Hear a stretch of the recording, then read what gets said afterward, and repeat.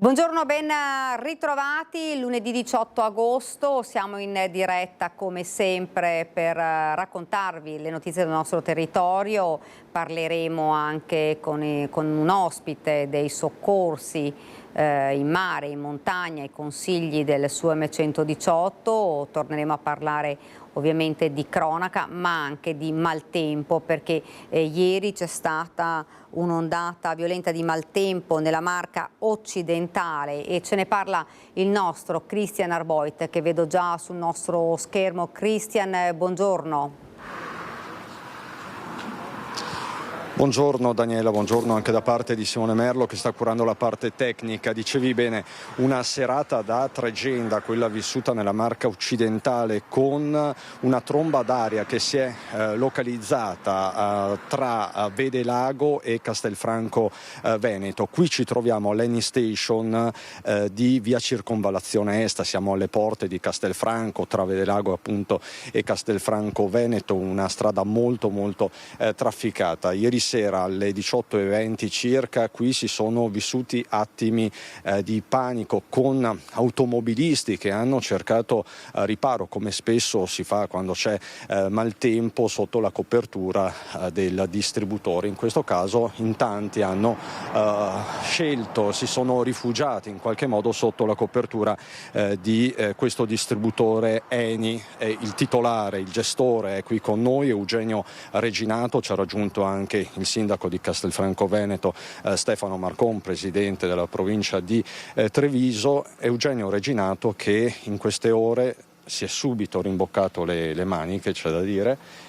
Gli operai stanno lavorando, tutto è stato messo in sicurezza, ma ieri sera, Reginato, cosa è successo? Niente, verso le 18:30 là, mi ha chiamato il collega del bar: vieni giù che è successo il disastro. Cosa è successo? Una tromba d'aria ha portato via tutto. Ero incredulo perché non mi sembrava il tempo da là così brutto. E invece sono partito, aspetta un attimo, parto subito, vengo giù e ho trovato il disastro. Quello che avete anche ripreso voi, penso, con le telecamere. Esatto, quello che sta riprendendo Simone Merlo, ma ci sono anche delle immagini, dei video diventati virali che raccontano per l'appunto di questa pioggia potentissima, ma soprattutto del vento che ieri sera si è registrato proprio in questo angolo di Marca occidentale, in questo angolo di Castellana. Chiaramente alcuni automobilisti hanno trovato rifugio sotto la copertura di questa Eni Station. Fortunatamente nessuno si è fatto male. Male nessuno, qualche danno sì sulle auto, quelle più esposte all'esterno della pensilina. Sono caduti i pannelli, sono caduti sulle macchine. Quindi alcuni di questi pannelli sono precipitati proprio sulle auto? Sì, proprio così. Mi hanno detto che sono venuto giù, ho fatto le foto da 2 auto accidentate e così. La conta dei danni è ancora in corso, lei chiaramente si sta interfacciando, immagino, con l'Eni, sì, per capire la quantità di danni. Ecco, un fenomeno, dicevamo, molto localizzato ma molto potente, come tanti altri in questa estate 2025. Ricordo San Fior, Conegliano. Anche in questo caso ci sono stati degli alberi che sono crollati sulla sede stradale, c'è stato l'allagamento del sottopasso, se non sbaglio, di San Floriano. Problemi ci sono stati anche a Salvatronda, sono volate sulla strada diverse tegole. Anche lì nessuno si è fatto male. Sì, la nota positiva in questi momenti, cioè quando nessuno si fa male, insomma, c'è sempre da vederla in modo positivo. Io devo dire che ieri sera ero fuori e sono rientrato appena mi hanno avvisato alle 20:45. Ero qui, ho visto un po' i danni che erano evidenti. Qui in un'altra zona anche c'è un capannone qui vicino in cui le vetrate si sono rotte. c'era San Floriano senza energia elettrica e devo dire che siamo stati supportati immediatamente tanto dalla Regione che mi ha contattato, quanto dai Vigili del Fuoco, tanto quanto dall'Enel che si è attivata ieri sera alle 23:30 circa, era ripristinata l'energia elettrica laddove mancava, e i volontari di protezione civile e la polizia locale, quindi una risposta abbastanza reattiva e celere che ha visto insomma verso le 11:30 rientrare il tutto, oppure vedere tutto messo in sicurezza, diciamo così. Senta, Presidente, i danni sono tutto sommato localizzati. In questi casi si apre uno stato di emergenza, come si procede a livello amministrativo? Sentiremo la Regione, la quale è deputata ad attivare la procedura di richiesta di stato di emergenza. Credo che, essendo così contenuti, insomma, bisogna cercare di capire quanti sono i danni, difficilmente sarà attivato uno stato di emergenza, però con la Regione ci stiamo relazionando e capiremo se vi sono gli estremi. Diciamo che ormai i fenomeni sono talmente frequenti che forse vanno studiati degli strumenti ad hoc per questo tipo di situazioni, è un po' la richiesta che arriva dagli amministratori locali.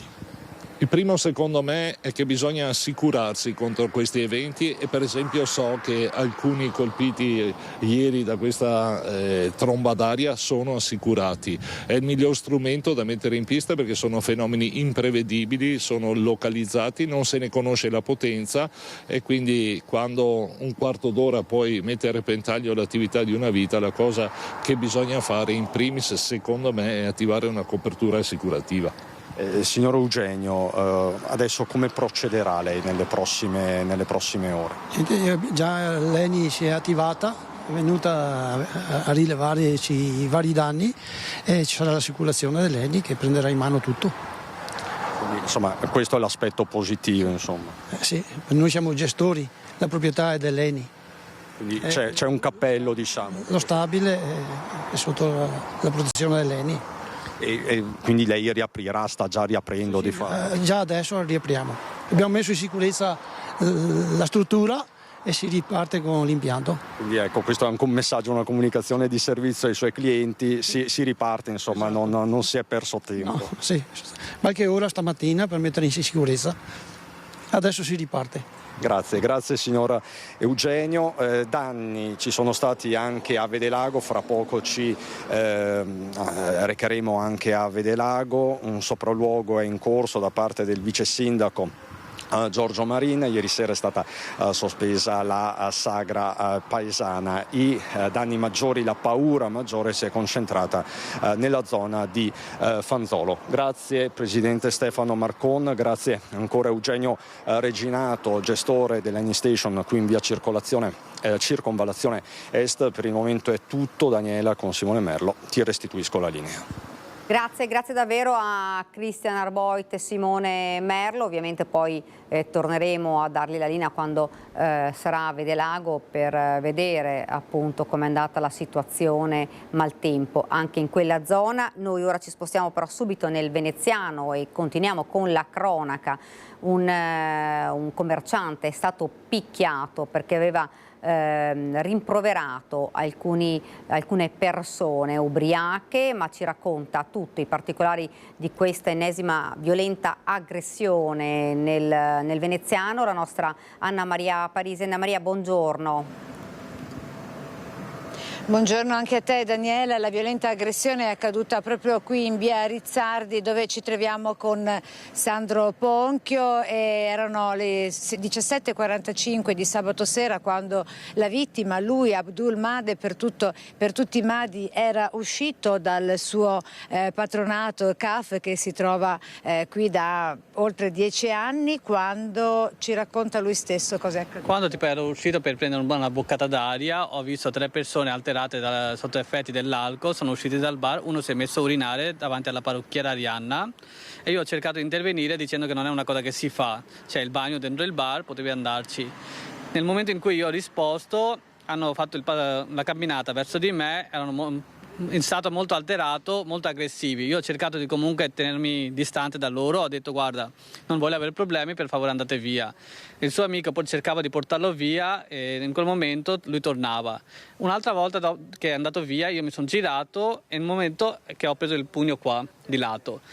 Dopo mi sono girato di scatto verso di lui per capire che cosa fosse successo, ho preso il secondo pugno qua sopra il naso e ho cercato di difendermi, ho iniziato a difendermi, c'era un altro ragazzo che cercava di difendere me e lui stesso, un mio connazionale che passava di lì con la bicicletta è intervenuto e così siamo trovati un po' nella parità. Però è una situazione che continuamente a Marghera capita e siamo molto preoccupati, infatti non mi sento più sicuro né camminare per la strada né fare l'attività perché in qualsiasi momento potrebbe capitare qualsiasi cosa. Mi hanno chiesto se farò la denuncia, per adesso eviterò di fare la denuncia verso ignoti, ma cercherò di raccogliere la firma della comunità per organizzare sia una manifestazione che un intervento della questura cercando di seguire le regole che ci sono e chiediamo la sicurezza per tutti, quindi interveniamo secondo le procedure che ci dicono gli avvocati e la questura e cerchiamo di sostenerci a vicenda. Ecco Daniela, vedi sono evidenti i segni della barbara aggressione con l'occhio pieno, tutto emmacciato, con i lividi qui dove ha preso uno dei primi pugni proprio nel cervelletto, qui dalla parte del cervelletto è evidente come sia tutto gonfio ed emmacciato dai lividi. Tu dicevi che abiti qui da 20 anni, sei arrivato qui quando eri piccolino e ti sentivi sicuro perché pensavi, arrivando dal Bangladesh, che cosa? Esatto, diciamo che sono arrivato quando avevo 10 anni, mi sono catapultato in questa realtà che per me era nuova, la città mi ha accolto, le persone mi hanno accolto, mi hanno fatto crescere, mi hanno trasmesso tante cultura, sicurezza, l'educazione, la civiltà e man mano che crescevo mi ero abituato che Marghera fosse la mia città ideale, dove veramente io appartengo. Attualmente negli ultimi 2 anni tutto quello che ho visto, che è successo, non mi sento più sicuro nella mia città, quindi cerco di un sostegno dalle forze dell'ordine in modo che questa sensazione che io ho possa ritornare non solo per me ma per tutta la comunità. Ecco, e quindi con la testimonianza di Made, la vittima di questa ennesima violenta aggressione nel veneziano, nel caso specifico qui in via Rizzardi a Marghera, è tutto, ma prima ti dico Daniela che adesso questa sorta di class action con questa denuncia collettiva che verrà fatta poi finirà dal prefetto, questa Esatto. È la vostra intenzione? Esatto, noi raccoglieremo le firme e manderemo una lettera al prefetto chiedendo una riunione sia con la questura di Venezia che con le forze dell'ordine in modo che possano far partecipe anche tutte le associazioni piccole e grandi che esse siano, perché questa è una lotta di tutti. Noi facciamo parte della comunità di Marghera che è di Venezia, quindi noi interverremo e chiedo a tutti gli altri di intervenire secondo le regole che ci sono. Grazie Madi, dunque da via Rizzardi è tutto, la linea torna a San Biagio con le immagini di Sandro Ponchio. Grazie davvero Anna Maria Parisi, grazie anche a Sandro Ponchio. Noi continuiamo con la cronaca, rimaniamo nel veneziano, caccia ai giovanissimi vandali responsabili tra sabato e domenica della notte di fuoco. 3 ragazzini con ogni probabilità minorenni utilizzando dei petardi hanno provocato l'incendio di un'auto in via Castellana ed hanno causato danni ad altre parcheggiate vicino. Non contenti hanno danneggiato anche la statua della Madonna nel centro del paese. Si contano danni per decine di migliaia di euro. 3 ragazzi sono stati visti da diversi testimoni e immortalati dalle telecamere. Ed ora invece nel Padovano, con la piaga dei furti in abitazione, una banda ha colpito in un quartiere di Vigonza. Il racconto della vittima raccolto da Chiara Gaiani e Federico Cibotto. La frazione di Vigonza, come altre del comune di Vigonza, sono purtroppo martoriate dai furti nelle abitazioni. In questo quartiere dove ci troviamo con il collega Federico Cibotto ce ne sono stati 2 solo nella serata di Ferragosto, alcuni anche tentati. Signora Teresa, erano più o meno le 8, lei era uscita per fare una passeggiata. Sì, e mio marito era seduto in cucina a guardare la televisione. Ecco, che cosa è accaduto in quel brevissimo brevissimo periodo di tempo, una mezz'oretta. Una mezz'oretta, prima di partire ho aperto le finestre tirando giù le zanzariere per cambiare un po' d'aria. Quando sono tornata a casa ho cominciato a chiudere perché però le zanzariere erano tutte giù. Ecco, erano tutte giù. Sono andata in camera mia e ho trovato i cassetti aperti. E gli ho chiesto a mio marito: sei stato tu? E allora abbiamo visto che mi mancava l'oro, 80 euro sul portafoglio di mio marito che se l'aveva levato e messo. Ecco, niente. Quindi suo marito era a casa, stava guardando la televisione e sono entrati dalla porta? Sono entrate dall'ingresso. Lei in quella passeggiata aveva notato però qualcosa. Che cosa, signora? Sì. E avevo notato un gruppo di ragazzini, ma non posso dire l'età, in bicicletta.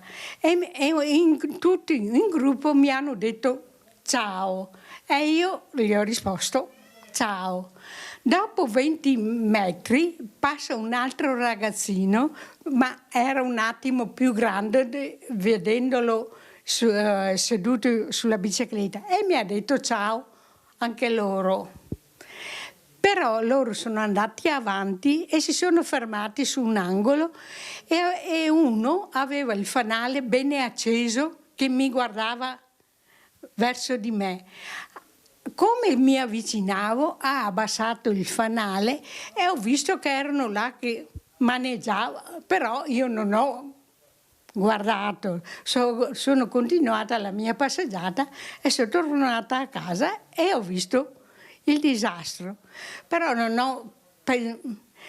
Alla notte mi viene in mente il giro dei ragazzi, quel saluto era un saluto da prendere in giro.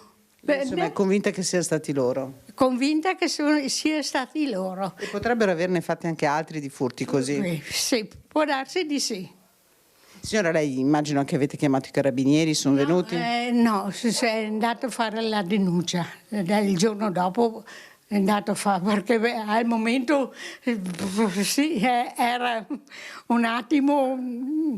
ecco, alla mattina, ieri mattina è andato a fare la denuncia, insomma. Hanno portato via delle cose che a lei erano care? Sì, ecco, l'anello di fidanzamento, un anello che mi aveva fatto, che mia sorella che è morta mi aveva regalato un lingotto d'oro e io gli ho detto cosa faccio e sono andata dall'orefice e mi ha fatto fare un braccialetto e una spilla. Le piacerebbe ritrovarli, riaverli? Sì, sì.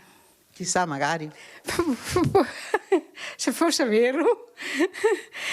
Signora, lei ha paura adesso, perché era da tanti anni che, per fortuna, insomma. Paura che sia una cosa dentro che si mangia dentro, una cosa dentro. Una sensazione di insicurezza. Ecco, specialmente perché c'era una persona a casa. E per fortuna non gli hanno fatto niente. Ecco, perché sì, anni indietro non c'era nessuno a casa, abbiamo trovato il disastro, però è tutta un'altra cosa questa. Essendo una persona in casa, essendo che in mezz'ora, veramente in mezz'ora che mi è... ecco. 3 cittadini albanesi di 25, 29 e 34 anni, tutti incensurati, sono stati arrestati nell'ambito di un'indagine della squadra mobile di Padova su una rapina in un'abitazione avvenuta la notte di domenica 10 agosto nella città euganea. Visti verso l'1 di notte, 3 uomini travisati erano entrati nell'alloggio di una coppia di coniugi ultra settantenni per commettere un furto, ma erano stati sorpresi dalla coppia di anziani che stava rincasando. Li avevano allora minacciati sottraendogli i loro cellulari e colpendolo con piede di porco il padrone di casa, che aveva tentato di reagire spingendolo a terra e inferendo su di lui a calci con una Mola e poi quindi sono stati ora arrestati dopo le indagini della polizia. E andiamo ora a Treviso, intervento dei Vigili del Fuoco ieri sera alle 19:30 per l'incendio di alcune torri di carico del terminal intermodale in disuso in via dell'Elettricità a Marghera, il lavoro per spegnere il rogo ed escludere la presenza di eventuali persone coinvolte. La squadra della centrale di Mestre con il supporto dell'autoscale e dell'autobotte, fortunatamente non si sono registrati feriti, le cause del rogo sono al vaglio. Ed ora purtroppo ancora il fenomeno degli incidenti stradali, 2 vittime della strada in poche ore. Ieri nel Veneziano l'ultima tragedia in ordine di tempo, quella consumatasi a Jesolo, dove la 22enne triestina Samantha Vitale ha perso la vita sbalzata dalla moto sulla quale si trovava in sella assieme al centauro 35enne alla guida. Fatale lo scontro con un'auto in via Martin Luther King. Il motociclista ferito non è in pericolo di vita, solo qualche ora prima, sempre in sella alla 2 ruote, era morto il 57enne Paolo Colussa, residente a Cone, dipendente della sede padovana di Acciaierie Venete. Lo schianto è avvenuto proprio a Cona. Colussa ha perso il controllo della moto ed è finito contro un palo, morendo poco dopo il ricovero in ospedale. E sempre incidente, era seduta sul finestrino, ci spostiamo nel Trevigiano, dell'auto condotta da una coetanea ubriaca quando la vettura ha affrontato a tutta velocità una rotatoria sbalzandola fuori. Una 21enne di Fonte è rimasta ferita. Caselle d'Asolo, soccorsa dai passanti, non è miracolosamente in pericolo di vita. La conducente della vettura, una 20enne di Altivola, era in stato di ebbrezza, le è stata ritirata la patente. E rimaniamo sempre a parlare di cronaca. Un imprenditore italiano dell'Opitergine è stato arrestato dalla polizia per aver nascosto in casa e in auto di sua proprietà a Cessalto ben 22 kg di droga. Il blitz della squadra mobile sabato sera, l'abitazione e le sue pertinenze sono state perquisite palmo a palmo finché non sono saltati fuori complessivamente i 22 kg di hashish suddivisi in panetti da 100 grammi. L'uomo, imprenditore nel settore edile, è finito in manette e ora si trova agli arresti domiciliari a Cessalto con l'accusa di detenzione di sostanze stupefacenti ai fini di spaccio. Ed ora il funerale del piccolo Carlo Panizzo sarà celebrato mercoledì alle 10 nella chiesa di Roncade. Ha lasciato questa terra ed è volato in cielo, forse a bordo di quell'aereo che ha disegnato proprio lui e che lo accompagnerà su in alto, da dove veglierà sui suoi cari. L'epigrafe per salutare Carlo Panizzo, spirato a Jesolo il 12 agosto scorso in quella che doveva essere una giornata di festa e mare per celebrare il suo compleanno, è colorata e gioiosa come era lui e ricorda a tutti che nonostante il poco tempo su questa terra, Carlo ha insegnato il vero significato della parola amore, ha mostrato cos'è veramente la gioia di vivere e ci ha fatto capire che con un sorriso, un abbraccio forte e tanti bacini i problemi svaniscono e la vita diventa subito più bella e piena. Carlo sarà salutato da tutti quelli che lo hanno amato tantissimo, che lo amano oggi, che non c'è più, e che lo ameranno alla follia per sempre, mercoledì 20 agosto, partendo dalla casa funeraria di via Camorelli alle 9:50 e dalle 10 in chiesa a Roncade. Fino a mercoledì sarà possibile anche portargli l'ultimo omaggio. Dopo la celebrazione il corteo proseguirà per il cimitero di Roncade, mentre il giorno prima, martedì, dalle 19:30, verrà recitato il Santo Rosario, sempre nella chiesa principale. E mentre la famiglia ringrazia quanti sono stati loro vicino e hanno testimoniato affetto e vicinanza, promette anche di tenere acceso quell'amore inesauribile che dovrà sostenerli in tutti i giorni a venire. Anche nei giorni della disperazione, piccolo angelo, il tuo amore riempie ancora i nostri cuori. Manterremo la promessa di vivere con gioia, sapendo di averti sempre al nostro fianco e sicuri che un giorno ci ritroveremo, pronti a fare ancora tante coccole insieme.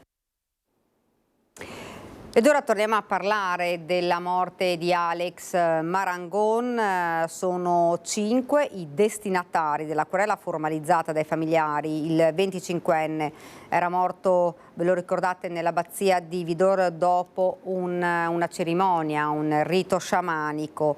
Le persone che sono destinatari di questa denuncia sono gli organizzatori del rito sciamanico, ipotizzato il reato di cessione di stupefacenti. La denuncia annunciata alla fine di luglio dai familiari di Alex Marangon è stata formalizzata. I genitori e la sorella del 25enne di Marcon, morto nel giugno di un anno fa all'abbazia di Vidor, attraverso il loro legale, l'avvocato Stefano Tigani, hanno denunciato gli organizzatori del rito sciamanico al termine del quale il ragazzo è scomparso, salvo poi venire rinvenuto, ormai privo di vita, su un isolotto del Piave. 5 le persone querelate: Andrea Zuin, organizzatore del rituale finito sotto l'occhio degli inquirenti, e la compagna Tatiana Marchetto, i 2 curanderos colombiani Johnny Benavides e Sebastian Castillo, e infine Alexandra Diana da Sacco, moglie del conte Giulio da Sacco, proprietario dell'abbazia, loro i destinatari dell'azione legale. Con la quale la parte privata, quindi insomma i eredi, i genitori, la sorella di Alex, chiedono loro stessi la punizione di eventuali responsabili per la morte dell'amato Alex. Così si era espresso 3 settimane fa l'avvocato Tigani, raggiunto da noi telefonicamente. Cessione di stupefacenti, l'ipotesi di reato, essendo l'ayahuasca vietata in Italia e avendone l'autopsia rilevata nel corpo di Alex una quantità tale da presupporre che sia stata assunta per certo quella sera a Vidor. Di certo le responsabilità ci sono, non è un fatto di certo accidentale. Ma nella denuncia presentata ai carabinieri si va anche oltre, specificando che se la procura dovesse ravvisarne gli estremi, preso atto della cessione di questa sostanza, si potrebbe configurare anche la morte come conseguenza di altro reato o l'omicidio colposo. Di fatto, tuttavia, i Marangon restano convinti che il ragazzo sia stato ucciso, che i colpi sul suo corpo, almeno 2, non se li sia procurati cadendo nel Piave, ma siano stati inferti. Da qui, in conclusione della querela, la richiesta alla magistratura trevigiana di procedere per omicidio volontario a carico di ignoti e di disporre una nuova autopsia. Chiediamo che a questo punto, siccome poi è chiaro... Rimaniamo sempre nel trevigiano e sempre con la cronaca. In un video gli acquisti che si è affrettata a fare una donna che pochi minuti prima con il figlioletto aveva rubato un borsello da un ombrellone in piazza Aurora a Jesolo con le carte di credito sottratte. Ha cercato di comprare più cose possibili prima che il proprietario, un trevigiano, le bloccasse. Fingendosi una normale turista in spiaggia con il figlio, ha sottratto il borsello a un trevigiano, un 50enne della Castellana, che in quel momento si era allontanato dall'ombrellone. Eccola nelle immagini delle telecamere di videosorveglianza di un negozio di piazza Brescia mentre utilizza le carte di credito per fare degli acquisti. È accaduto nei giorni scorsi a Jesolo, all'altezza di piazza Aurora, ma il fenomeno è ben più vasto in queste settimane in cui la più frequentata località del litorale veneto è al culmine della stagione turistica. Furti non solo nelle spiagge ma anche nei campeggi, con i ladri che anche lì si fingono turisti. La polizia locale sarebbe già sulle tracce della donna responsabile del furto in piazza Aurora, una rom che nel giro di pochi minuti con 2 differenti carte di credito è riuscita a fare 2 acquisti tentando un numero ben più alto di transazioni, circa 6-7, tutte da meno di 25 euro per evitare di dover digitare il PIN. Il tutto mentre il proprietario del borsello, accortosi di essere stato derubato, bloccava le carte. Sottratti 40 euro da un conto, 120 dall'altro, spariti i documenti. Il portafoglio è stato infatti ritrovato vuoto all'altezza di via Gorizia. Con il borsello andate perse anche le chiavi della macchina, che rischiano ora di essere il danno principale. Terzo colpo in poco più di 2 mesi della banda delle bici. Siamo nel Padovano, che è tornata sabato notte a 15 giorni di distanza dal primo furto in un'azienda di Villafranca Padovana, portandone via altre 10. Un furto fotocopia, finestra laterale forzata nel cuore della notte, circa le 3:30. Ladri che entrano in azione e si portano via 10 bici da corsa, il cui valore è ancora in corso di quantificazione. È il secondo assalto in 2 settimane alla Zero Light, azienda specializzata di Villafranca Padovana.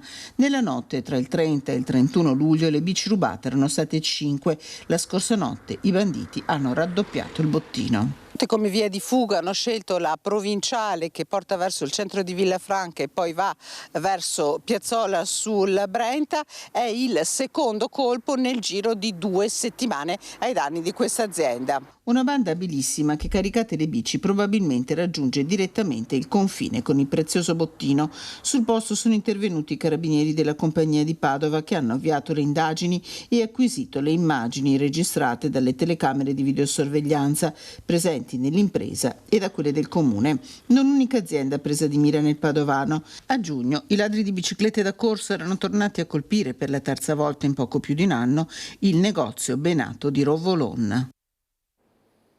Ed ora nel Vicentino, a Pove del Grappa, alcuni cittadini esprimono platealmente il disagio contro gli odori molesti che da anni provengono da una ditta che lavora a carni deteriorate. Sulle recinzioni di alcune abitazioni delle vie adiacenti sono comparsi degli striscioni per sollecitare un intervento risolutivo. Sul posto per noi Mirko Cavallin con Renzo Rigonna.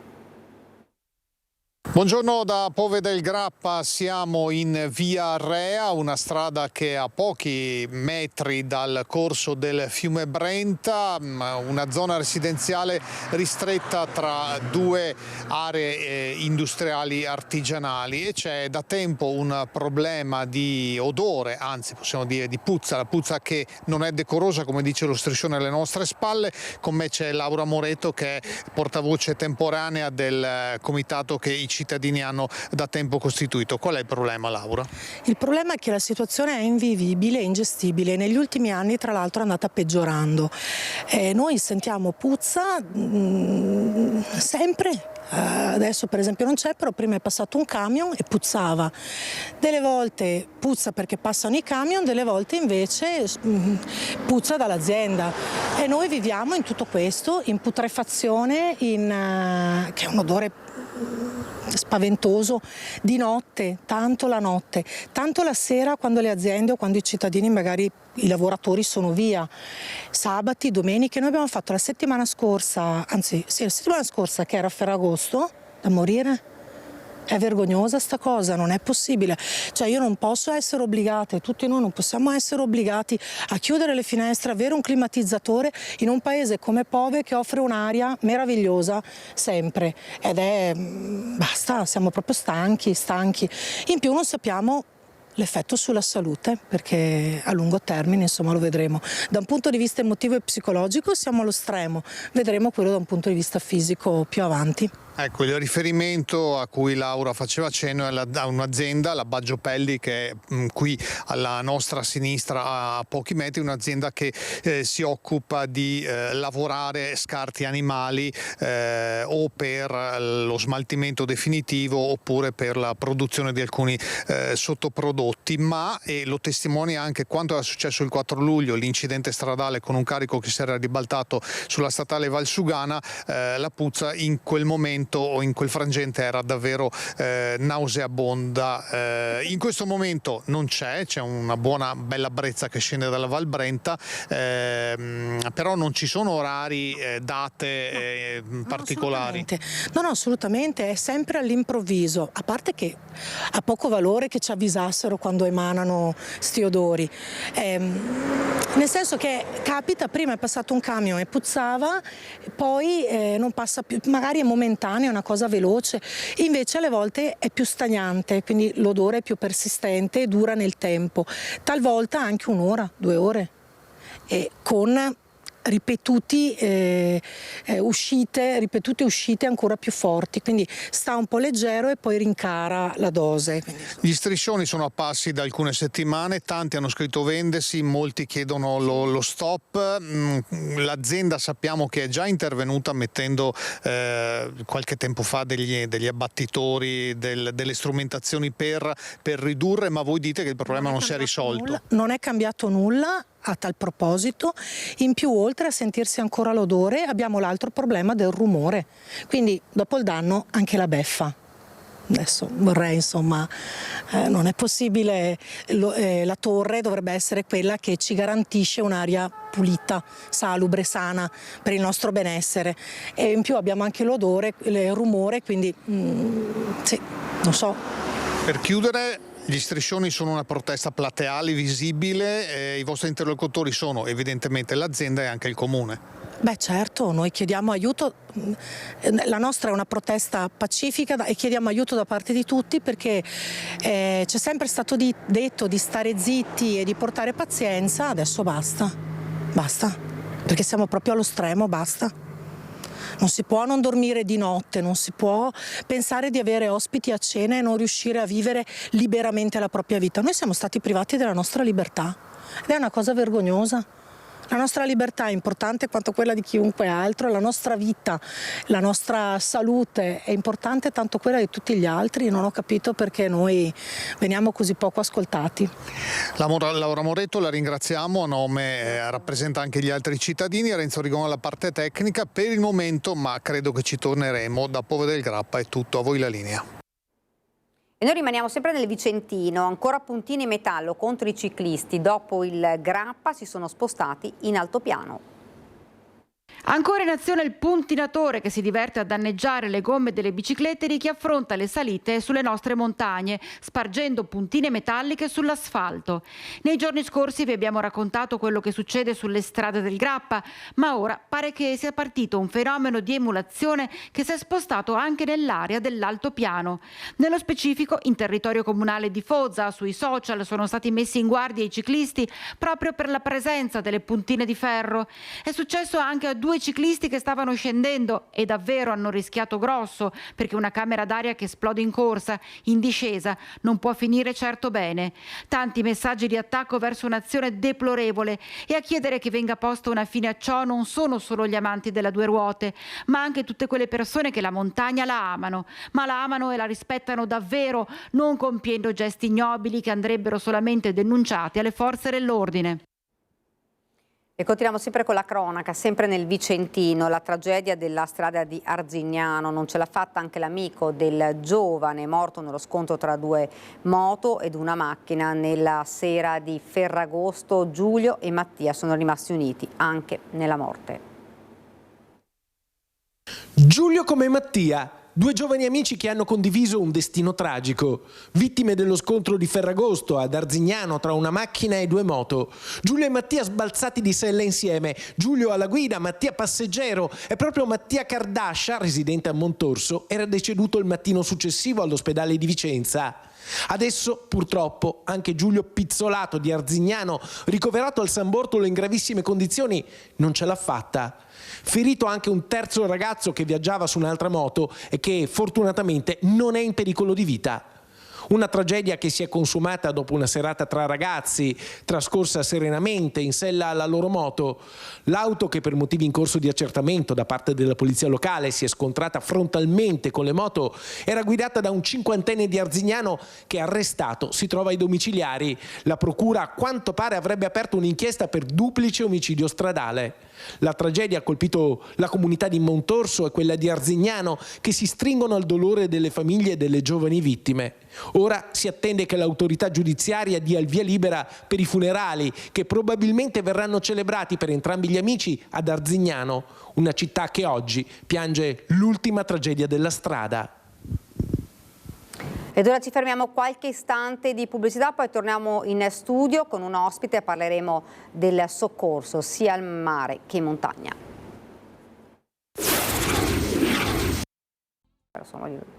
Siamo tornati nuovamente in studio e, come vi accennavo prima, parleremo ora dei soccorsi. Il SUEM è sempre in prima linea, un'estate che è stata sicuramente difficile sul fronte dei soccorsi sia al mare sia in montagna. Abbiamo purtroppo raccontato insomma, di tragedie come quella avvenuta a Cavallino Tre Porti solo qualche giorno fa con la morte del piccolo Carlo, ma anche la bimba ustionata sempre a Jesolo, e purtroppo anche tante persone che sono annegate, ma anche tanti soccorsi in montagna. Io sono con Silvia Orazio, responsabile della centrale operativa del SUEM 118. Buongiorno. Buongiorno. Insomma, questa è stata sicuramente un'estate complicata sul fronte, come forse sempre, però questa in particolare, purtroppo abbiamo sentito dati insomma, che fanno pensare, ci diceva insomma, tanti anche gli annegati nel mese di luglio. In realtà dal 1° di giugno l'Elisoccorso è intervenuto in almeno 10 casi in cui i pazienti hanno avuto delle sindromi di annegamento. Pazienti che sono quasi sempre adulti con un'età media compresa tra i 50 e i 70 anni e l'Elisoccorso interviene direttamente sulla spiaggia e se vi è capitato insomma, di vederlo durante quest'estate, l'equipaggio viene verricellato direttamente sulla battigia della spiaggia e interviene direttamente sul posto. Ecco, noi avevamo anche delle immagini, proprio se le mandiamo in onda, proprio di uno di questi interventi. Eccolo qui, che probabilmente è zona Caorle. Adesso lo vediamo, eccolo qui, lo stiamo vedendo.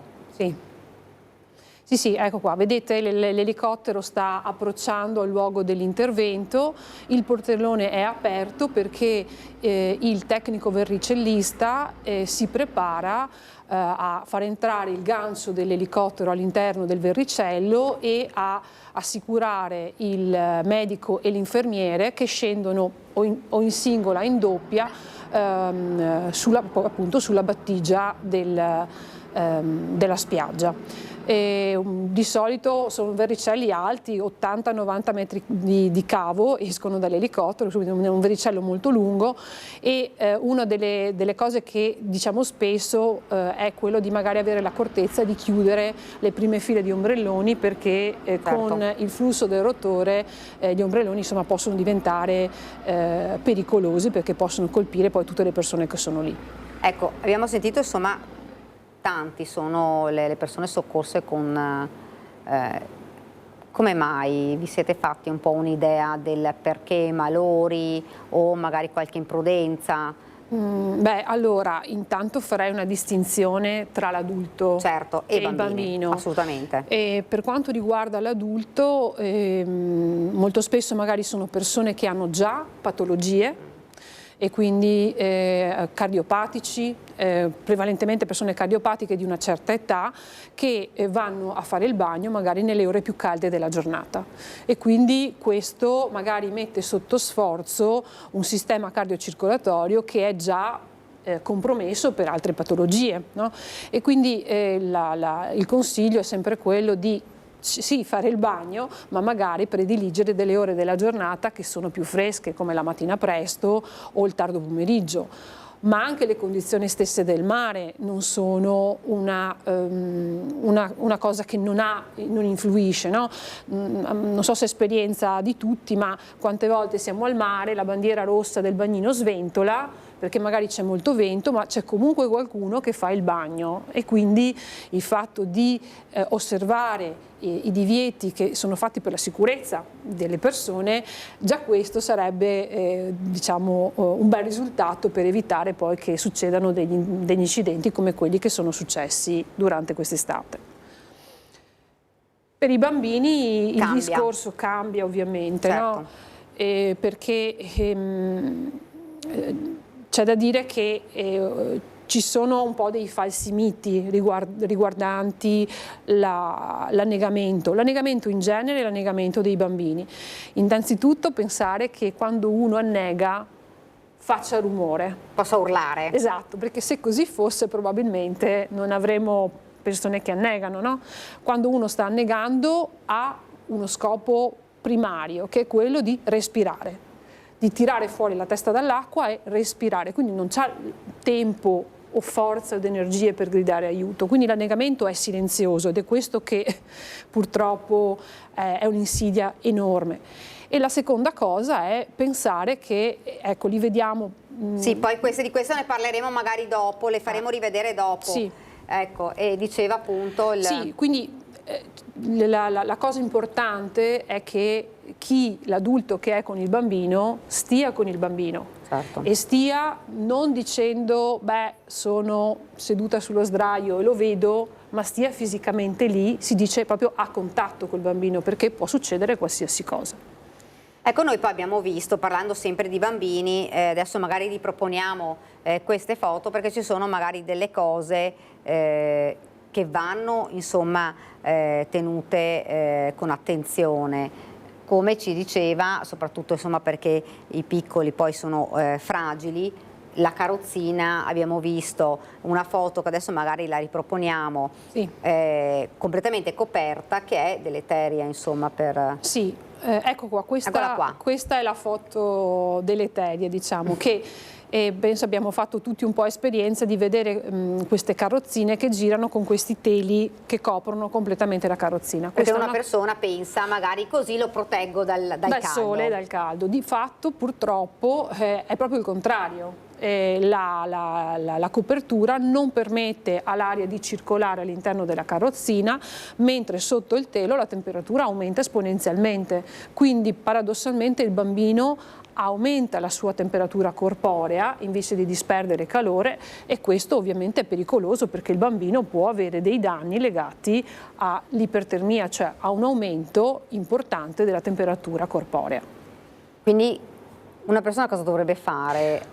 Beh, allora non smettere, certo, di mettere dei teli e usare preferibilmente degli ombrellini che sono in dotazione ai seggiolini, scusate, alle carrozzine, alle navicelle quando li andate a comprare nei negozi, e poi magari cercare, e ne esistono in commercio, dei teli che sono apposta, sono dei teli che danno una copertura traspirante e contemporaneamente proteggono il bambino perché sono dei teli che hanno una protezione ai raggi UV e quindi lo proteggono anche dai raggi solari che, ricordiamolo, non dovrebbero essere indirizzati in maniera diretta prima dei 6 mesi di vita, perché prima dei 6 mesi di vita i bambini devono essere tenuti all'ombra.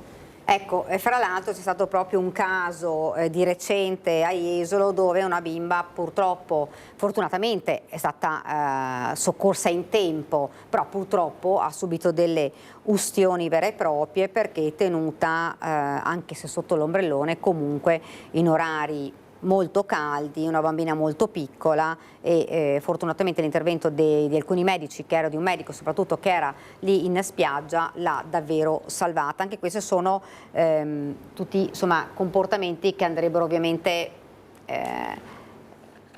sì, diciamo che aboliti, diciamo che è bene insomma rispettare alcune regole generali che sono, per esempio, come dicevo prima, la non esposizione diretta alla luce prima dei 6 mesi, esposizione al sole sopra i 6 mesi ma nelle ore più fresche della giornata, quindi direi al massimo entro le 10 del mattino e dopo le 17-18 del pomeriggio. Mi rendo conto che si rubano così delle ore importanti di sole per gli adulti, ma per i bambini le ore centrali della giornata sono veramente molto molto calde e si rischia appunto che il bambino si ustioni, e quindi scegliete, magari non so, andate al mare dove c'è una bella pineta, dove c'è la possibilità di spostarsi e di tenere il bambino all'ombra, con un luogo fresco e arieggiato. C'è a volte l'inconsapevolezza da parte dei genitori, magari anche troppo giovani o magari molto giovani, di far fare ai bimbi quello che si faceva anche prima, magari quando non si avevano figli, quindi magari uno dice no, ma faccio le stesse cose, tanto comunque lo proteggo, magari con qualche crema, invece così non è per bambini piccoli, ecco. No, beh, come le dicevo, per bambini piccoli no, anche perché le creme solari sotto i 6 mesi sono addirittura sconsigliate proprio perché si parte dal presupposto che il bambino non debba essere esposto alla luce. C'è una cosa che secondo me è un po' pericolosa e che ci riguarda tutti, no? Certo. E che è una falsa sicurezza nel dire questa cosa a me, parlo in generale ovviamente, di qualsiasi evento, non di uno nello specifico. No, in generale. Questa cosa a me non può succedere. E devo dire insomma che a parte il fatto che non è possibile perché esiste l'imponderabilità e quindi non tutto è controllabile, sia per gli adulti che per i bambini, a maggior ragione per i bambini, magari poi sarebbe bello che dagli eventi di cronaca magari gli adulti potessero imparare qualche cosa, no? Perché magari può essere che in buona fede io non penso che una cosa mi possa mai capitare perché magari non ci ho mai pensato, non perché sono un cattivo genitore. Certo. Allora però magari succede a qualcun altro. E allora lì scatta la domanda, ma a me questa cosa potrebbe succedere? Cioè ribaltare la domanda, non a me questa cosa non succederà mai, ma a me potrebbe succedere, perché se la risposta è sì, allora uno può mettere in atto tutta una serie di accortezze per fare in modo che questa cosa non gli succeda. Quante volte leggiamo di bambini che per esempio vengono, ahimè, schiacciati, no? Dalla libreria, dallo scaffale. Allora leggo la notizia, mi giro per casa e dico, ma io ho delle librerie che non sono fissate? Sì, beh allora le fisso, perché magari il bambino la prossima volta che si arrampica almeno non è schiacciato, capisce? Ecco, questo secondo me sarebbe bello che succedesse e che fa parte della prevenzione, tra l'altro. Certo. E tornando a parlare proprio del mare e dell'estate, ci sono e dopo li facciamo vedere, un po' un mito, quello dei braccioli, che uno dice, ma io stessa, il bracciolo è sicurissimo al mare, quindi metti i braccioli a mia figlia e siamo a posto. In realtà ho scoperto che non è così. No, non è così, infatti. Le dirò di più che braccioli e ciambella sono classificati come giocattoli. Non sono dei dispositivi anti-annegamento. Possono al limite i braccioli essere classificati come dei dispositivi anti-galleggiamento, ma in ambiente protetto come quello della piscina sotto l'occhio del genitore. Eccolo qua. Eccolo qua, esatto. Però qual è l'elemento che li rende non sicuri e che rende noi sicuri, ma sbagliando? Che appunto tengano sul bambino, ma di fatto il bracciolo si può sgonfiare, può essere difettoso, la valvola può non tenere, si possono sfilare. E allo stesso modo la ciambella può ribaltarsi, il bambino può rimanere, siccome adesso fanno quelle con la mutandina, il bambino può rimanere intrappolato sotto. Ecco perché prima si diceva il controllo del genitore deve essere a contatto, perché sono lì, lo vedo e intervengo. Ecco. Sicuramente l'unico dispositivo che è considerato anche un DPI è il giubbotto di salvataggio, che è un antigalleggiamento e un antiannegamento proprio propriamente detto, che ha delle caratteristiche che gli altri non hanno, prima fra tutte il fatto di avere un sostegno dietro il collo che permette al bambino di mantenere la testa, e quindi naso e bocca, fuori dall'acqua. Ha delle cinghie, alcune dotazioni hanno addirittura un fischietto, per cui se un bambino inizia a sentire di essere in difficoltà, magari il tempo di attirare l'attenzione di qualcuno ce l'ha. Ecco, mi raccomando, se potete scegliere, siccome guardate i prezzi dei dispositivi sono identici, non è che una cosa costa meno dell'altra, scegliete questo, e fondamentale è che questo giubbotto sia della giusta taglia, perché se lo prendiamo di 2 taglie di più, allora anche facciamo la ciambella. Esatto. Ecco, questo è fondamentale, perché così si possono salvare davvero delle vite. Un'altra cosa, un altro mito che mi sono resa conto è quella che magari un bimbo più piccolo nuota aggrappato al bimbo più grande, e uno dice vabbè, ma uno sa nuotare, anche se l'altro sa nuotare e uno sa nuotare. In realtà anche questo può essere pericoloso, perché nel momento stesso in cui il bambino magari si trova in difficoltà, il piccolo, o si spaventa per un motivo X, ed è un errore insomma un po' che abbiamo fatto tutti, perché anch'io l'ho fatto, quindi lo dico, però effettivamente se si spaventa può rischiare di portare giù lui e anche l'altra persona. Insomma. Infatti quando si fanno i corsi di salvamento in acqua, la prima cosa da fare non è tu che aiuti la persona, è buttare un dispositivo attraverso cui questa persona si aggrappa, proprio perché quella persona in quel momento è talmente tanto agitata e spaventata che veramente rischia di portare sotto anche la persona che la sta salvando, quindi attenzione insomma anche a questo aspetto. Ecco, prima di passare dal mare alla montagna, vorrei ricordare i numeri che fanno davvero preoccupare, i numeri per cui voi siete intervenuti quest'anno. Noi per quanto riguarda la spiaggia siamo dal 1° di giugno arrivati già a 10 interventi per persone che sono annegate o che hanno avuto delle sindromi di annegamento, quindi che fortunatamente non sono decedute ma hanno comunque inalato dell'acqua, hanno avuto una difficoltà respiratoria tale da dover ricorrere alle cure in ospedale. Ecco, passando invece in montagna, tanti interventi anche in questo caso, abbiamo sentito del soccorso sia alpino che vostro, e di persone che sono rimaste o che sono scivolate purtroppo con esiti poi tragici, oppure che persone che si sono perse, che si sono trovate in difficoltà, insomma tanti. Io insomma vedo quasi ogni giorno magari anche escursionisti poco esperti e anche magari poco attrezzati a volte nella montagna, perché come si rispetta il mare, a maggior ragione si rispetta anche la montagna, e vi trovate anche voi fra l'altro in difficoltà, perché comunque sono zone impervie anche per voi. Certo, ecco. sì. Beh, allora, devo dire che l'attività di soccorso in montagna, sia per noi ma anche per gli elicotteri dell'ULS-1, ricordiamo ce ne sono 2 in estate che coprono il territorio, sono stati tanti. L'anno scorso, se non erro, ne abbiamo fatto più di 100, 120, 125, adesso vado a memoria. E molto spesso sono legati al fatto che magari le persone sono stanche, intraprendono un percorso, fanno non so, una ferrata piuttosto che il giro dei rifugi, e ad un certo punto chiamano perché sono stanchi. Quindi i consigli per quando andate in montagna sono sicuramente la pianificazione di un itinerario, che sembra una cosa scontata ma non lo è.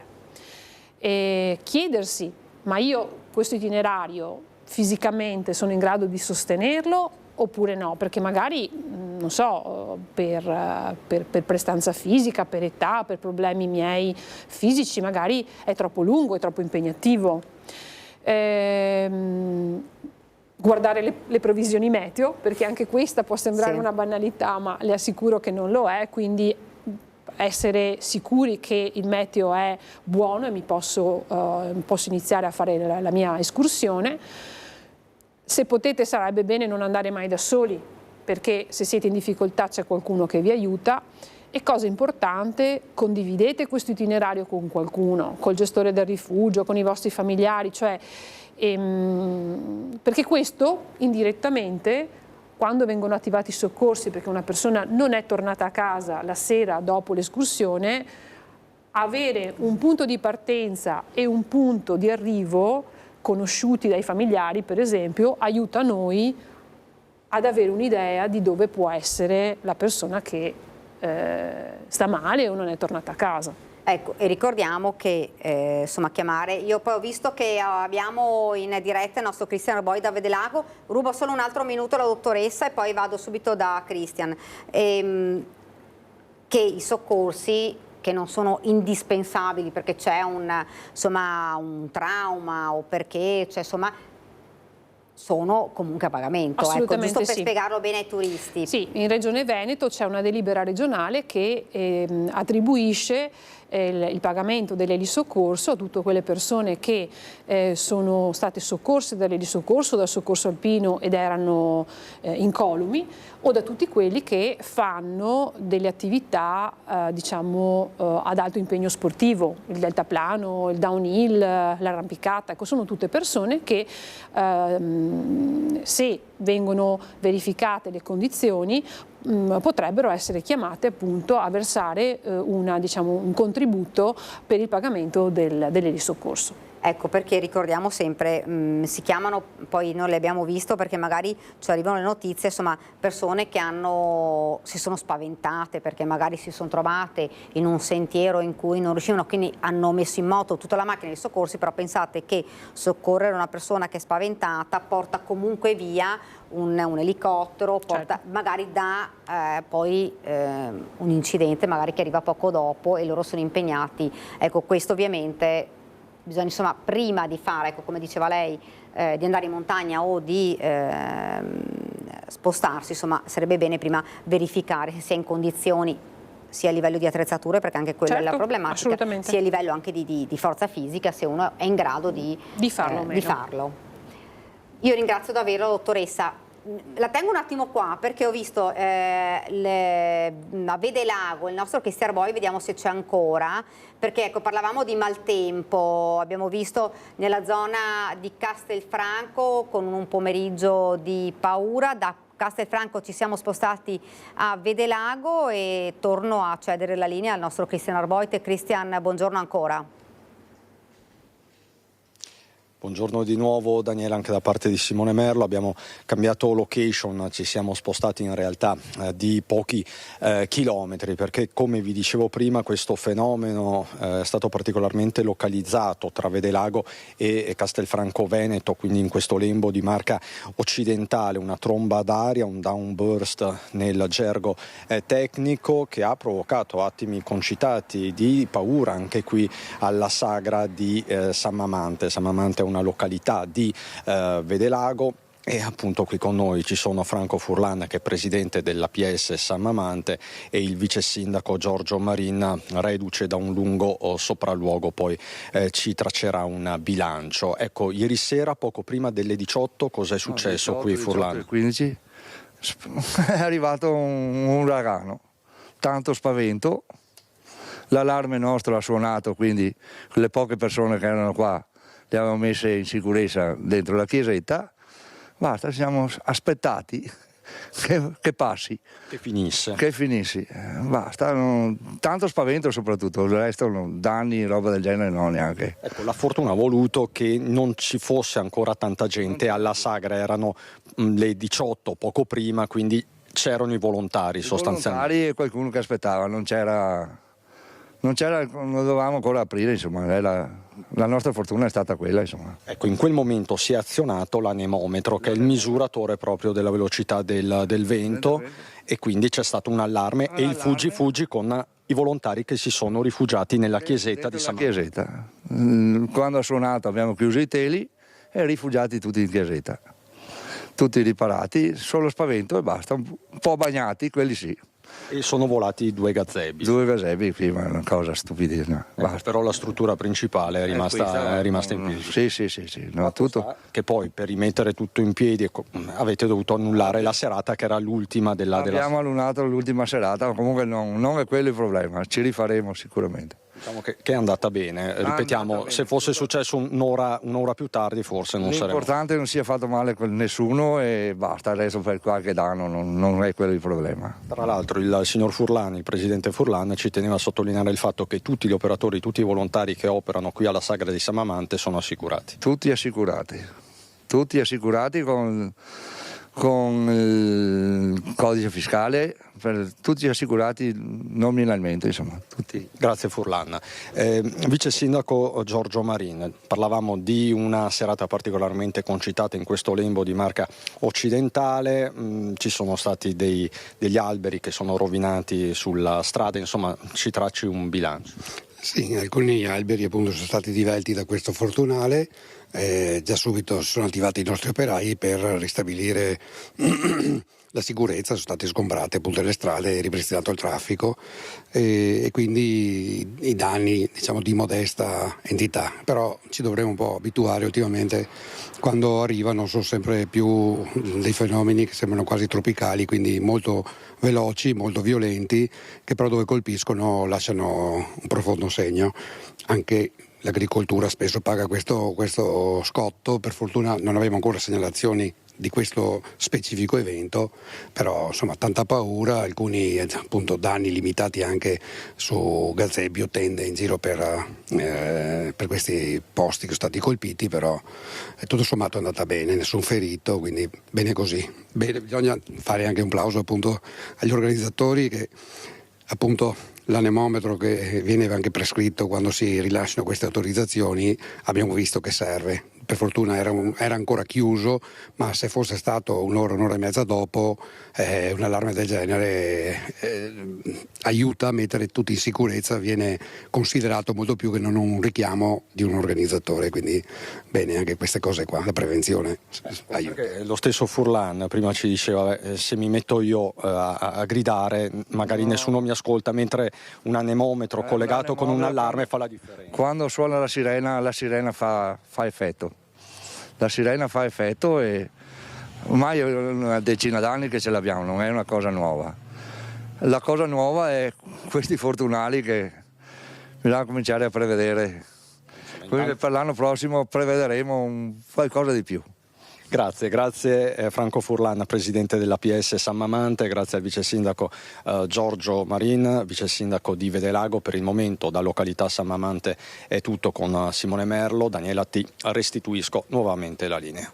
Grazie davvero a Cristian Arboit e Simone Merlo per la parte tecnica. Noi facciamo un'ultima domanda alla dottoressa, cioè l'estate è un po' il periodo più impegnativo per voi, lo è tutto l'anno ormai, però sì, quello dell'estate sicuramente è più complicato, più difficile. Ma lo è anche solamente per il fatto che nel nostro territorio, sia esso la montagna o le nostre spiagge, si riversa una quantità di gente che viene anche dall'estero e quindi ovviamente aumentando la quantità di persone presenti in una zona, molto spesso insomma, aumenta statisticamente anche la probabilità che queste persone debbano essere soccorse, banalmente per un malore. Ecco, non è che per fortuna tutti gli interventi siano interventi seri o mortali. E quindi abbiamo sicuramente passato un'estate e la stiamo passando perché di fatto non è finita ancora, abbiamo un bel po' davanti dove abbiamo lavorato tanto, sì. Noi speriamo poi che questi consigli dati, soprattutto quelli ai bambini, possano essere davvero utili, lo sono anche stati per noi, insomma, qua in redazione, quindi la ringraziamo davvero. Grazie a voi, grazie. Grazie, noi ci fermiamo, qualche istante di pubblicità, torniamo ed apriamo la pagina politica. Rieccoci nuovamente in studio, l'abbiamo anticipato prima, apriamo la nostra pagina politica e la facciamo con Claudio Borgia, presidente provinciale Fratelli d'Italia, buongiorno. Buongiorno e grazie per l'invito, buongiorno a tutti i telespettatori. E in collegamento con noi Stefano Pelloni, Partito Democratico, vediamo se ce lo abbiamo già, eccolo qui, buongiorno. Buongiorno a tutti, buongiorno all'amico Claudio Borgia e buongiorno a tutti i telespettatori. Allora partiamo subito con le dichiarazioni di Calenda, che dice le regioni andrebbero insomma abolite o comunque ridimensionate. Un'affermazione che ovviamente ha fatto discutere non poco, ha sollevato più di qualche polemica. Abbiamo sentito, poi leggeremo insomma Villanova immarcato le dichiarazioni, allora dicono perché corrono? La domanda la rivolgo a Claudio Borgia. Guardi, intanto ritengo che come sempre gli enti più vicini ai cittadini sono gli enti che solitamente funzionano meglio perché danno risposte ai cittadini ed è per questo che per esempio sul tema delle province, quindi l'ibrido che vige oggi, purtroppo per colpa della legge Delrio, è completamente sbagliato e dobbiamo cercare di dare più slancio alle province. So che il ministro Calderoli e il governo ci stanno lavorando da un po' di tempo, anche perché non è semplice poi far quadrare i conti dello Stato, però per esempio le province sono uno di quegli enti territoriali più vicini al territorio che danno risposte. È ovvio che nel momento in cui le province sono, come dire, prive di risorse, con poche competenze, sono stritolate tra ovviamente le amministrazioni locali e la regione, a maggior ragione non hanno senso le dichiarazioni di Calenda, perché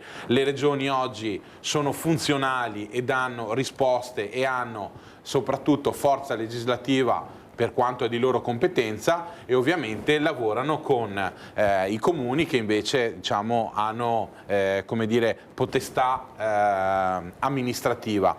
E quindi detto questo non capiamo questa uscita fuori luogo secondo noi di Calenda, per cui su questo tema penso che insomma, sia stata più una sparata agostana che una vera e propria proposta politica, anche perché come sappiamo tutti oggi abbiamo bisogno invece di più autonomia per le regioni. Ecco, questa è proprio come possiamo dire, l'esempio classico di centralità. Quindi chi vuole più centralismo, in questo caso Calenda, e invece chi ha sempre ed ha sempre sostenuto l'autonomia dei territori. Quando qualcuno dice che noi di Fratelli d'Italia saremo più, come dire, centralisti, noi rispondiamo che chi è realmente centralista è appunto in questo caso Calenda. Noi siamo per l'autonomia dei territori, siamo per dare più risorse, più competenze ai territori e per cercare di rispondere più velocemente, più celermente ai comuni, ai territori e soprattutto ai cittadini. Stefano, sulle dichiarazioni di Calenda, poi fra l'altro appunto che hanno sollevato qualche polemica, abbiamo sentito anche Roberto Marcato che diceva allora perché si partecipano a queste elezioni? Sì, diciamo così che gli esponenti di partiti che hanno una poca rilevanza nelle urne tendono a mettersi in evidenza con delle affermazioni che possono risultare un po' provocatorie, un po' forti, perché chiaramente non hanno gli amministratori sul territorio che si occupano di quelle materie e che rappresentano quei cittadini in quelle sedi istituzionali e quindi hanno una libertà, diciamo così. Mi ricorda tipo Salvini o la Meloni quando dicevano che avrebbero abolito le accise sulla benzina. Sono cose che poteva dire la Meloni quando aveva il 4%, adesso che ha più del 20% si guarderebbe bene da dire aboliamo le accise sulla benzina, perché insomma fa i conti con un altro senso delle istituzioni, un altro senso di responsabilità. Ecco, vale lo stesso per Calenda, insomma erano tutte boutade elettorali, politiche, ma voglio cogliere l'aspetto positivo secondo me della provocazione di Calenda. Io non sono d'accordo sull'abolizione delle regioni, come non lo ero neanche sull'abolizione delle province, perché secondo me abolire un livello elettorale di rappresentanza dei cittadini è sempre una sconfitta per la politica. Quindi io ero contrario, appunto l'ho detto, sull'abolizione o comunque sulla riforma delle province che c'è stata, che adesso è un ibrido in cui votano solo gli amministratori locali, però c'è il presidente della provincia, cioè un caos. Idem anche sarei contrario sulle regioni.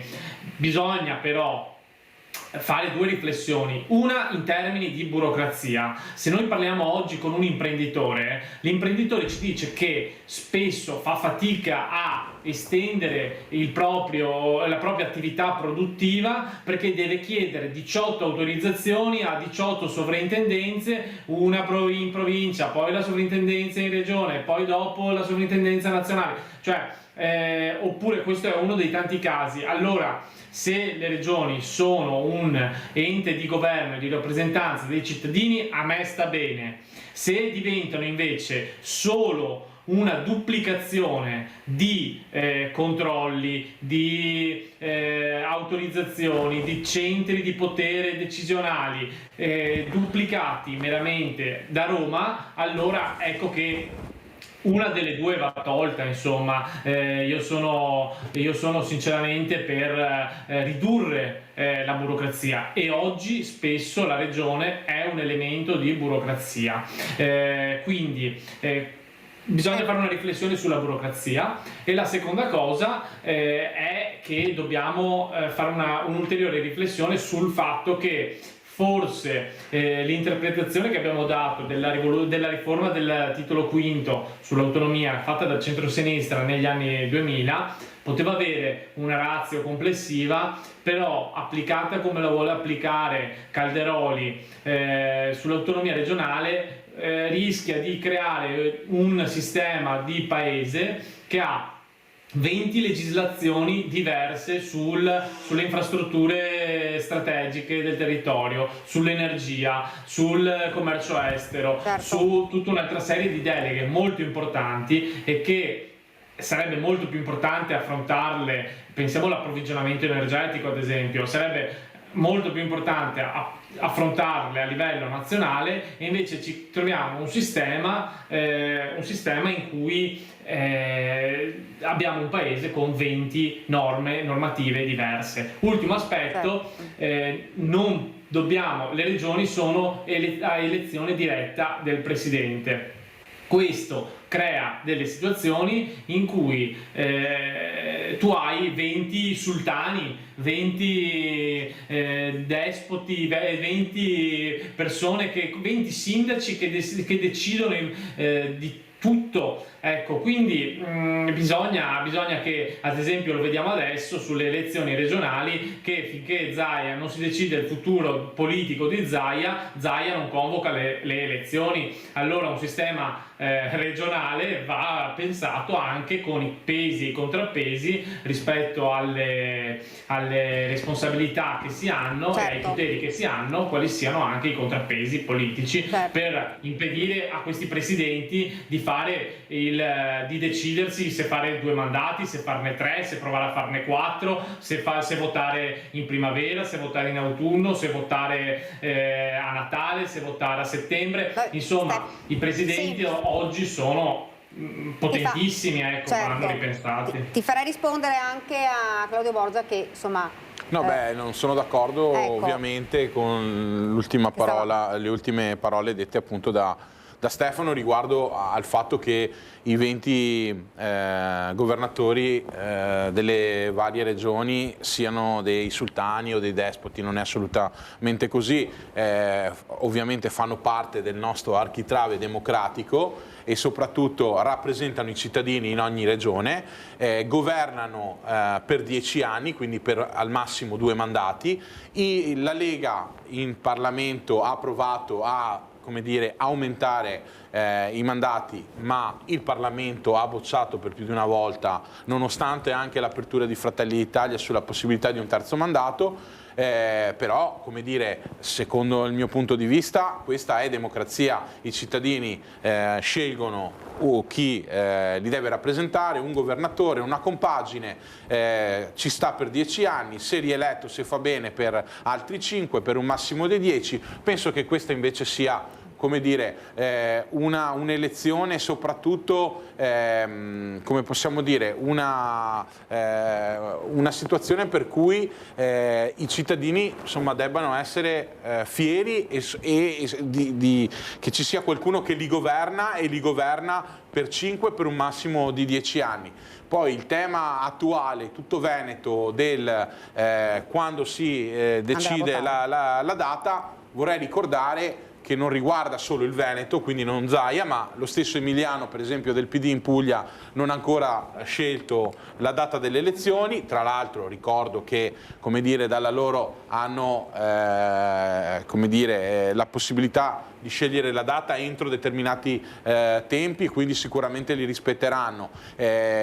Così come altri in Italia, altri governatori non hanno ancora definito la data delle elezioni, altri sì, per esempio il nostro Acquaroli nelle Marche ha già definito e si va a fine settembre, mi pare anche Gianni intorno al 12-13 di ottobre in Toscana, per cui sotto questo punto di vista siamo distanti. Per quanto riguarda invece la burocrazia, sono assolutamente d'accordo con Stefano.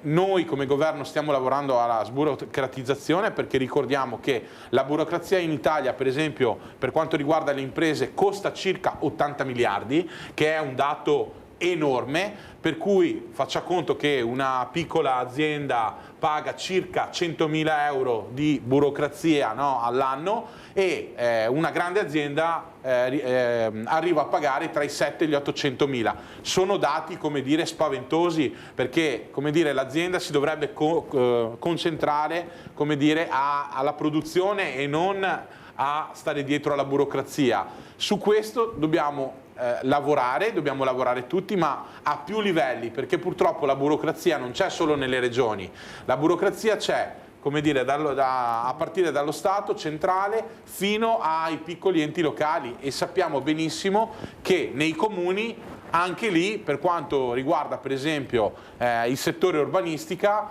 c'è tantissima burocrazia. C'è stato abbiamo messo mano al codice degli appalti, si può fare ancora di più, e sicuramente in questi ultimi 2 anni di governo cercheremo di lavorare per aiutare non solo le imprese e le aziende, ma soprattutto i lavoratori e i cittadini, perché questo possa giovare a tutto il Paese. Ecco, io vorrei fare 2 domande diverse, prima a Claudio, poi anche a Stefano. A Claudio era elezioni regionali, rimane il rebus del nome del candidato alla presidenza da parte del centrodestra, e il segretario della Lega Trevigiana Coin, che in diretta proprio nella prima edizione ha avvertito che l'elettorato potrebbe indispettirsi e non andare a votare. Secondo lei è così? Guardi, io penso che intanto stiamo decidendo il candidato di una, se non la regione più importante d'Italia.